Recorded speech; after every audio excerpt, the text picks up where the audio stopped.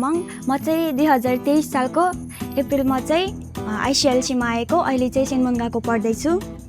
सेन्मोनको दृष्टिले हेर्ने हो भने चाहिँ आइसिएलसीमा जुन हामीलाई भाषाहरूको चाहिँ प्र्याक्टिकल रूपमा प्र्याक्टिस गराइन्छ, जुन अन्तर्वार्ताहरूको अभ्यास भयो, लेखनको अभ्यासहरू भयो।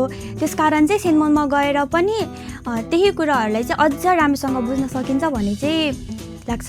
अनि हामीलाई पढाइमा मात्र नभएर जापानको जीवनशैली र संस्कृतिहरूको बारेमा नि एकदम मार्गदर्शन गर्दै जानुहुन्थ्यो। त्यो कारणले आफू चाहिँ अझै अगाडि बढ्नुपर्छ है भन्ने आफूलाई विश्वास चाहिँ दिलाउँथ्यो। नेपाल जस्तै हो जस्तो लाग्छ कि अब काठमाडौँ जस्तै अब त्यस्तो ठुलो सहर हो जस्तो चाहिँ लाग्दैन कि अब गाउँ जस्तै पनि छन् र हामीलाई आफ्नै गाउँठाउँ जस्तो पनि लाग्ने छन् मान्छे। यो कुराहरू चाहिँ नेपालबाटै सिकेर पढेर आयौँ भने चाहिँ हामीले यहाँ अलि छिट्टै र सजिलै अगाडि आफ्नो जापानिज भाषा बनाउन सकिन्छ भन्ने चाहिँ लाग्छ। निहोङ्गो बेन्क्यो सुरु नारा आइसिएलसी।